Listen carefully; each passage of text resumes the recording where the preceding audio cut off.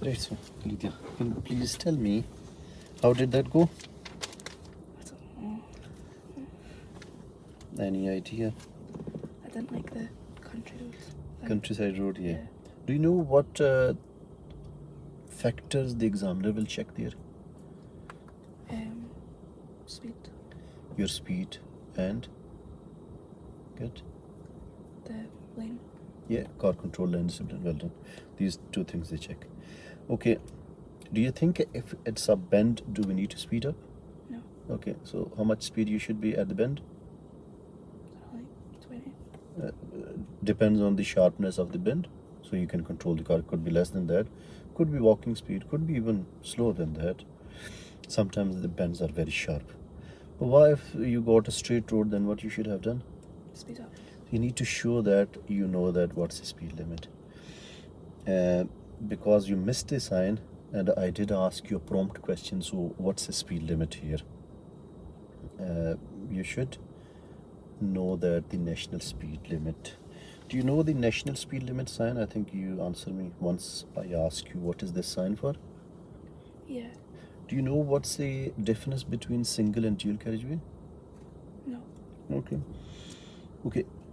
Let's suppose that you're driving on a road which has center separation between the vehicles going down and the other side vehicle coming up. If there is a physical separation, do you think that they are more protected, or without separation they are more protected? They're more protected When there's a physical separation, that could be the center island, like the verge or whatever you called, something which is likely for the pedestrian, so like a area, physical area which separates. That could be a fence between you and the vehicle coming towards you. So as you said, when there is a physical separation, you got more protection. So if you got more protection, then speed limit should be higher. Yeah. So the national speed limit, dual carriageway, which has physical separation, is 70 miles per hour. When it is single carriageway, no physical separation, it is 60 miles per hour.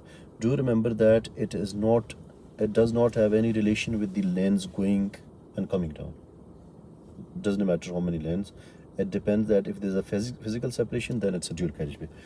So will you remember that in future? 60 and 70. When you were driving on the countryside road at initial stage, there were very tight lane. Yeah. So I was saying to you, target to the right hand side. Left hand side, there's no area. So if your tire goes off from the road, it's going to be dangerous. You know what I mean? But after that, once you dealt with a mini roundabout, there was a wide lane. So you do not have to so much target right.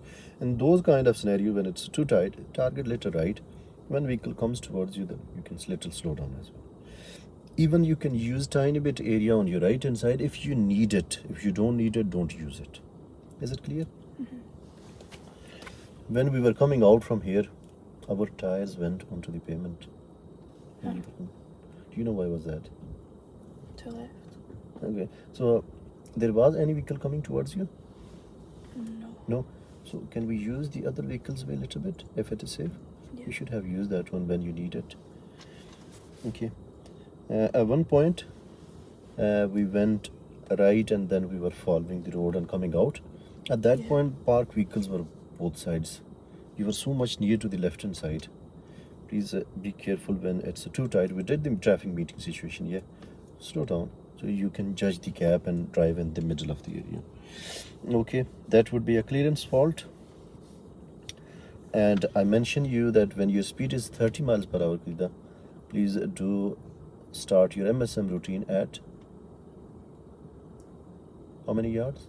100. 100 yards. You were starting your MSM routine, I've noticed that maybe 200 yards, 250.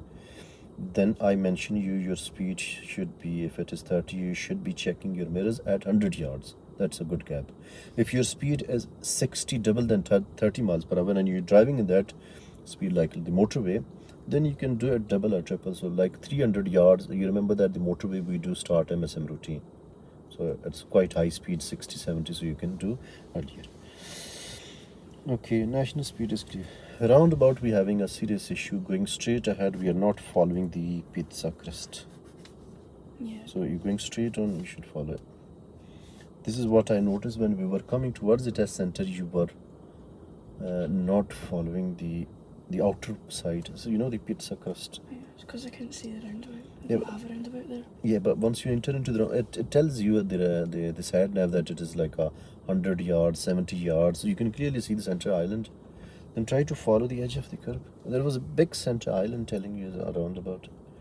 And also, some roundabouts are quite wide. When they are quite wide, people speed up. Some roundabouts very tight, people go very slow. So it depends on the situation. So you need to increase or decrease your speed depending on the situation and their speed and distance, all these things. At one point, I used the controls because you were trying to go and it was not safe cab. And also, when you were joining the roundabout, you were trying to go into the right hand lane. This is not acceptable as well. So we need to work on that as well. Okay, so next time we will do a little practice on the roundabouts, going straight ahead, left lane. And also the national speed limit, we can still follow the national speed limit. I can help you to increase your speed. Do remember that when it's a straight road, then you can speed up.